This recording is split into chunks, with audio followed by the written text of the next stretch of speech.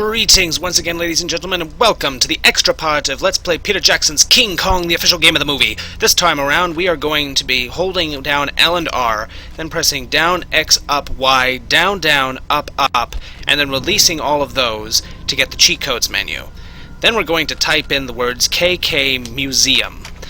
Now, there's a very specific reason for this, and that's that we don't have enough patience to unlock all the unlockables. Well, actually, you can unlock all the unlockables just by playing all the previous levels a few times, and then going back in time and finding out... Hold on, here's a trailer. I'll shut up.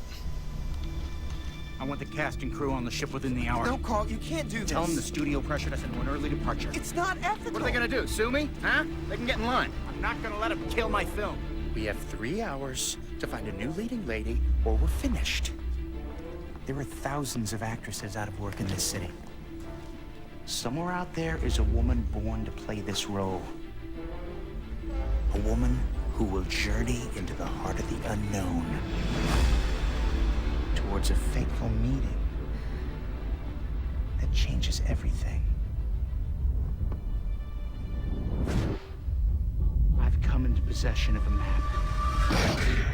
An uncharted island. A place that was thought to exist only in myth. Wall! There's a wall ahead!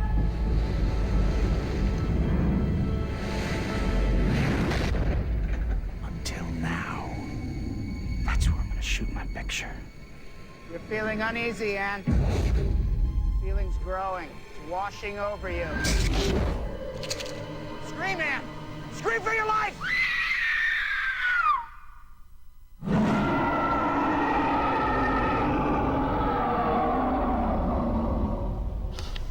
Excuse me.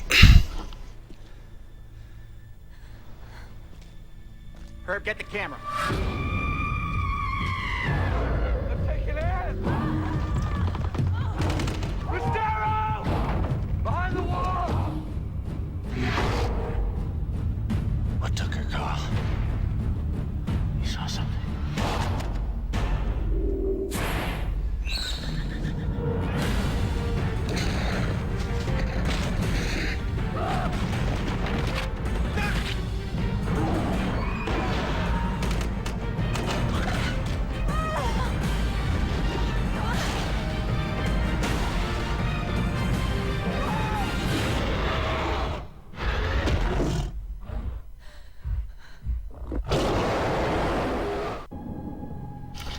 Well, that was the trailer. Anyways, we're going to... Let's see. Next thing we're going to see is the Weta artworks. These are exactly what they sound like. It's part of the artwork that they used to create the movie. New York in 1930s. And... hey, it's a stuffed Terrapus Mordax. Anyways, looks like a part of Skull Island. Some dude in the jungle. And... some dude in hell. By the way, nothing will ever attack you in this place, despite what it might sound like, though you can punch things. So what's this? It appears to be a Diplodocus watching the people invade his territory. They will not last for long.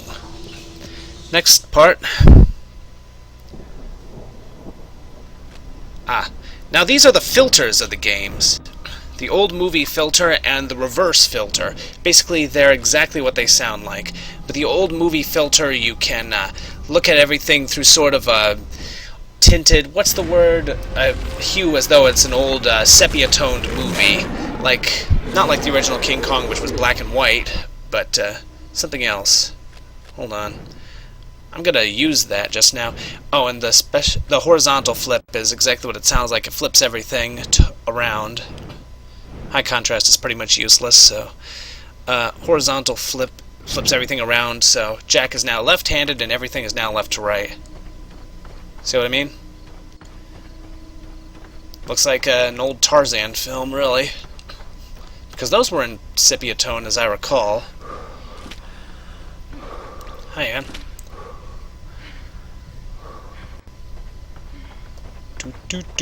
We gotta get fire to burn the bushes. I remember this part. And I hope you do too. Let's just keep moving. See? And see, Jack is left-handed now, and that's a little disconcerting, actually. I'm right-handed, so probably the people who are left-handed in real life are a little disconcerted now. Now I see how they feel. Oh, God. That's really discombobulating, honestly. Uh-oh. Spotted. By what? Creepy. Oh, this is—I just figured it out. It's like YouTube's We're not that far ahead of them. old movie filter that they had a while back on April Fool's Day. I like that filter. I think they should have kept that for whatever reasons they wanted. Anyways,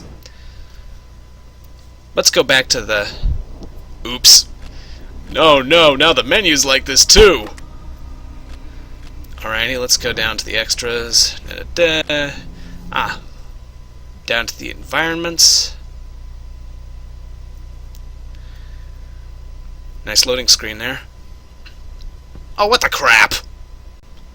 Ah, there we go. Now we have it nice and dark in here. And here we have a giant rock about to eat the boat. And here we have... Ooh, it's one of them scorpiopeds that menaced us early on in the adventure. Didn't see them after a while, though. Here we have a young man transfixed by the face of God. And here is some dude about to get smooshed into a pillar. And this is the Swamp of Death, where we are about to get tugged under by horrible thingies. Lots of horrible thingies around here. And here a young man is about to find out exactly why there aren't any humans on this island. Next part. Doop, doop, doop. Ah, creatures. This should be a little more interesting. I think this is a little better lit than last time. I like it. And here we have a Vuga, one of the orderly Terapus Mordax shots, and here we have a young man about to get chewed apart by giant bloodworms, and, oh, it's one of the raptors, Venatosaurus, they were called, and here we have the middle of a jungle where a rather traditional-looking Tyrannosaur is menacing nobody in particular, and here we have the Brontosaurus running away from the giant, tiny little monsters, and here we have Kong singing opera for the first time. The natives are about to show their displeasure by hurting him badly.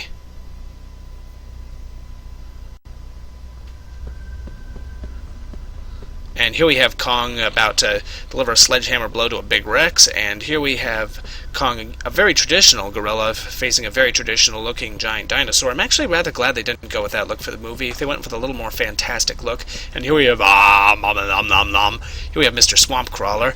Yes, that is the exact same size as he was in the movie. I remember because that thing tried to eat my head too many times. And here we have Big Grandpa Kong here. And over here we have Kong about to break the legs of a big Rex, and over here we have Sad Kong because he's been tortured and he's about to get beaten up and brought back to New York. Not sure where that came from. Oh, the high contrast filter. Yeah, I remember that. Nah, I won't. Anyways, Kong Part 2. Oh, it got dark. And here we have Kong beating up another giant dinosaur. I'm very sorry. Why am I saying ape all the time today? And here we have another Kong doing something to something else. I'm not sure what the heck that's supposed to be. Hey, it's a big fiddler crab of death. Thank you very much, Mr. Fiddler Crab of Death. Please never bother me again. Now we have... Oh, this looks very similar to the things we showed before. And oh, here we have Kong freshly risen up from the pits of hell. Thank you very much, game. I will have nightmares for weeks now. And here we have a giant... What the heck is that thing? Is that a mouth within a mouth? What is that in his mouth? Now we have Environments Part 3. Not sure what that means.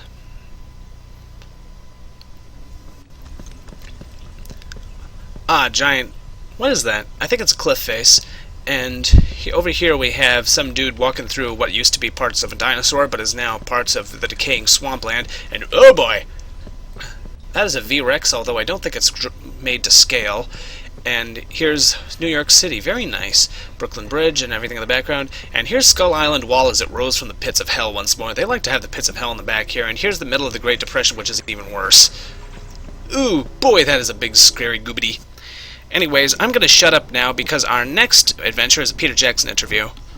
From the moment that I saw King Kong, I wanted to become a filmmaker. I mean, it was as simple as that. If I hadn't happened to watch this particular movie on television as a 9-year-old, I probably... today would be an architect or a plumber. I wouldn't be doing the job that I'm doing. So I owe King Kong a huge amount, and you know, the idea of remaking King Kong is something that you know, For a long time I wouldn't really have thought about doing it, but I think the recent advances with computer technology, the idea of doing a version of King Kong telling that amazing story with a technology that is now, state of the art and current, I think is a real relevance, because as a black and white classic film, it's always going to obviously exist, but there is an audience today, there's young people who I don't think really have the patience to look at black and white films anymore.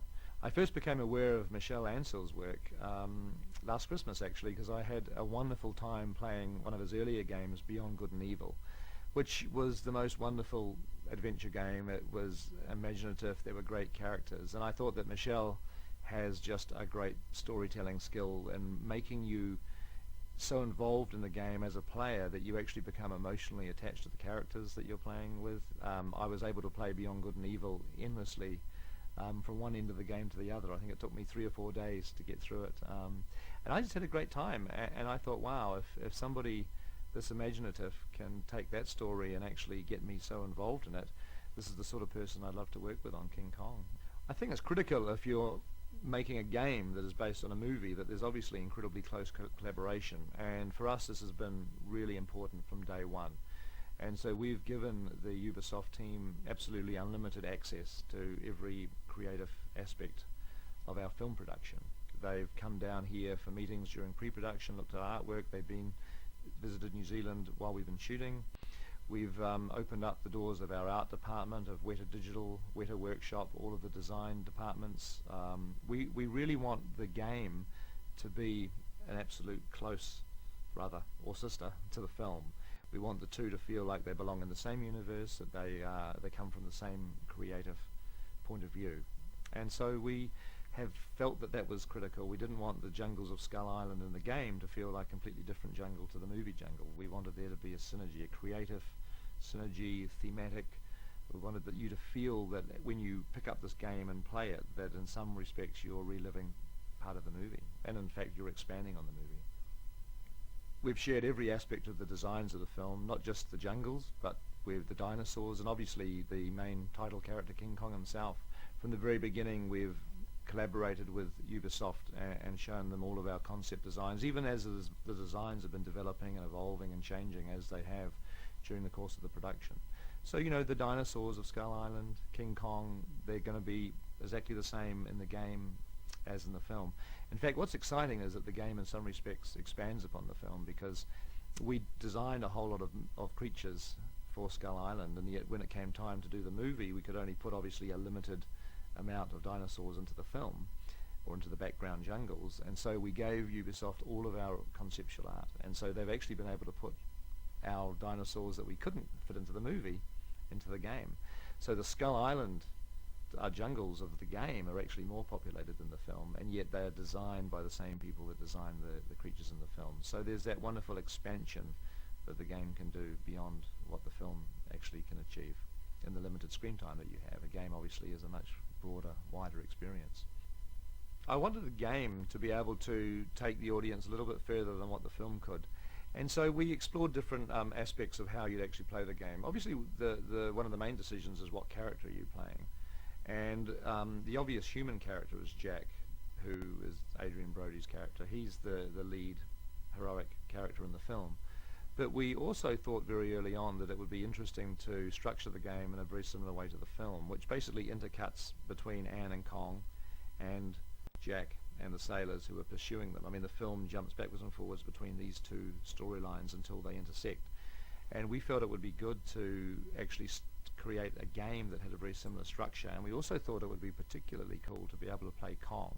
Feels like when you've got that controller in your hand, it's one thing to be obviously playing a human being, being pursued by dinosaurs, fighting dinosaurs, trying to rescue Anne, trying to find King Kong, but to actually be able to, on some levels, spin around and become Kong himself and to defend Anne against Tyrannosauruses, because in a sense our two characters, Jack the human and King Kong, have the same objective. They both care about Anne, Darrow, Naomi Watts' character. They both want to protect her. And so they both basically have a very similar agenda, and yet they're actually intersecting, which is going to lead to this very interesting course that the gamer is going to find themselves playing as they actually alternate between these two characters. I think one of the most enjoyable aspects of the game will be the sheer survival aspect, that you have to actually survive in what is probably the most dangerous jungle on Earth.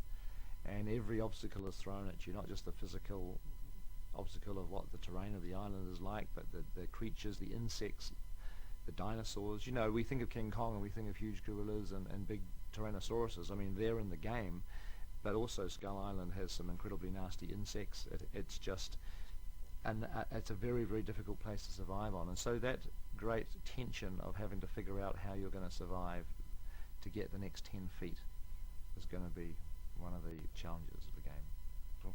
I really love collaborating on the game. I think really from a purely selfish point of view, it's given me a great opportunity to learn about how games are created from an incredibly successful and wonderful team of people.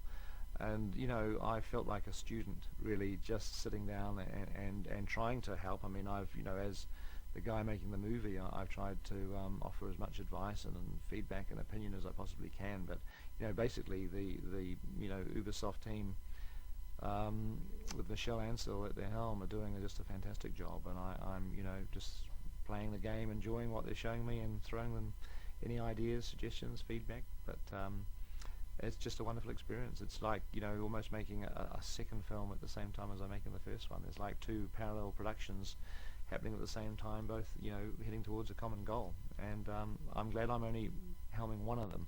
It'd be too much to do both. I have a confession to make, folks. I did not watch that interview. I actually, I was out vacuuming my house when that was playing, so if you enjoyed it, kudos to you. I was kind of busy, sorry. Anyways, here we have Anne looking up at the face of a big gorilla that doesn't really look too much like the finished Kong. And here we have Kong beating the crap out of some more... What the heck is that? That is a weird looking dinosaur. And here we have... Ooh, it's one of them cave serpents. I remember you. Here we have Kong beating the crap out of a dinosaur while stuck in the middle of some vines. Kong beating the crap out of some dinosaurs in the middle of some stone ruins. Kong beating the crap out of a dinosaur in the middle of a giant gully. I'm sensing a theme here. Alrighty, part 4.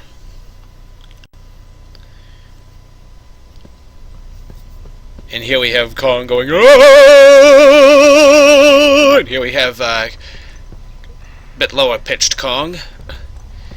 And down this way we have... Oh, it's a stuffed King Kong himself, although he's much smaller in the game in here than he was in the movie, or maybe he just looks smaller because he's now moving. And here we have Kong opening up the mouth of a big T-Rex in a more comic book style, and here you have Kong going, "Aah!" And the big Rex not looking too pleased at that. And here we have Kong about to smack the bejeebers out of a big Rex's head. Not sure why that is. Maybe it's because he tried to eat him. That probably does the trick. Oh, Philippa Boyne's interview. The other thing is you need energy, constant energy in a video game. It's hard because you're not really playing off other characters. You're just having to do the lines wild. You're not doing them to any kind of picture. I think it's a skill. I think doing a good voice for a video game that's real, that's going to work, I think is actually a real skill. And I think some actors would probably find it quite hard to do. The other thing is you generally actually have to say things a lot faster than you probably normally would do, with a lot more pace, and you can't take as much time. So that's the main difference, I think. I think you can approach writing as a formula, and that it has a technique, but I think good storytelling always has to have an element of originality. I think that people are going to engage with a game as they engage with a film if there is an element of originality mixed with an element of familiarity. So it's about trying to find things within the game that that make it unique and original, as you try to do in a film, but it's also an experience that people are looking forward to because they know what they're going to get and know what to expect, and it's because it's what they enjoy. I think we've had to change a lot of the storytelling in the game. For example, the decision was made very early on by the Ubisoft designers and storytellers, and it was the right one to just go once to the island. In the film, you go twice to the island. So she's taken. They go back to the ship, and then she's taken by the natives. Although I have to say, if you're playing the game, the one thing that a game can do that the film doesn't do is the tension in a game can get really intense, and you know, it is much more of a, you're in the world and part of that experience, so it can get really intense, which is a great thing about games. I think I don't know enough about games and telling stories on video games, and I haven't played enough of them to make this statement, but I think it's still evolving, and I think that I think people like Peter Jackson, who has a huge interest in video games, coming into this area is just going to enrich it, and it's going to be really interesting to see what happens when more people coming from, say, film get involved with gaming, and the two genres almost mix. I'm back, folks. So, yeah, I didn't watch that too. I finished vacuuming my house. So, what's the next section? Why, it does appear to be... Well, let's see. When do I get back from vacuuming? That would be in about 5, 4, 3, 2, 1... Ah, there we go. Oh, it's the alternative ending to the game. Yes, there is an alternative ending to the game. What, did you think a video game would let you get away without having sort of a happy ending at least? Anyways, here's Suction Kong going up the side of the building again. It starts off just like the original ending, but there's one more thing that happens, and you'll see what that is in a few minutes. Up the building, da da da. Nope, nobody in there. Nobody in there either. Up the side we go, and just as before, there are some planes waiting to greet us. But this time around, well, they're not going to be so pleased at what we have waiting for them. Yeah, that's right. I'll come closer to you, Mr. Plane, because I have a death wish, apparently. Hello, little annoyance. No mercy will be shown to you then, big boy. No. Basically, all you have to do is swat down as many planes as possible in as short a time as possible. I don't know if it's a time limit or if you have to swat down a certain number of planes, but after a while, the next section comes up, and you're just going to have to hang on until that time. In order to hang on, just stay out of the way of the bullets. Put the top of the building between you and the planes. And that's the best I can, that's the best advice I can give you, really. As a result, you might get that. I'm trying to swat down every plane I see just in case it has something to do with the planes, but anyways. Bye-bye. Literally. We're just hit by a plane. You got hit by a giant-ass monkey fist. Ah, here's the next section.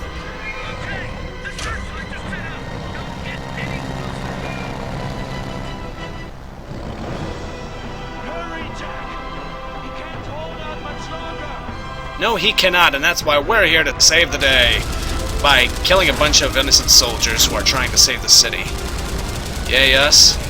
Anyways, we're gonna want to destroy these searchlights first. Eesh, and avoid these guys who are trying to shoot us. So, we're just gonna shoot out as many searchlights as we can. Shoot out all 4, and we'll survive. Eesh. We're not good. Yeah, I know we're hit. You know, you'd think that some screenwriter and a ship captain in a beat-up, broken-down seaplane wouldn't be able to survive all this, but apparently we're the coolest guys in the sky right now. No, not yet, not yet. Don't aim for the planes no matter what Engelhorn tells you. Oh, and by the way, you can only control the direction of the plane. You can't control the speed at all, so... Oh, and don't get too close to Kong on the roof there, or he'll swat you down, too. Yeah, I know. Yep. On the other hand, we're going to have to shoot down these planes. Sorry, guys. You understand. Unfortunately, we can apparently turn tighter than them, which doesn't make a whole lot of sense, because you'd think that military jets would... Well, these aren't military jets, these are military biplanes. Jets haven't been invented yet. Oh, thank you, Kong! Big help there, really. Owie. Be careful. Yeah, I'll keep that in mind. So, Jack, how's your sex life? Not now! Hey, big guy. Bye.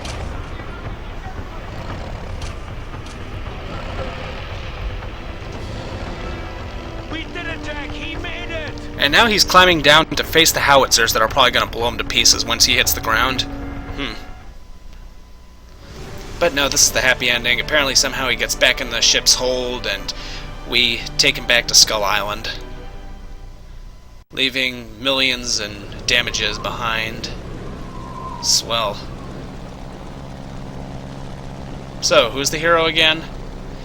Oh, and this is the last scene of the game. In the final bit, it's Jack and Anne rounding the crest of Skull Island. I think this is the first time we actually see Jack's model.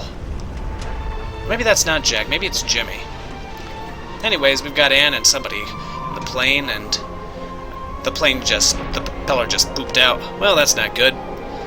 It's okay though, this is an old-fashioned plane that can glide for quite a while without the motor.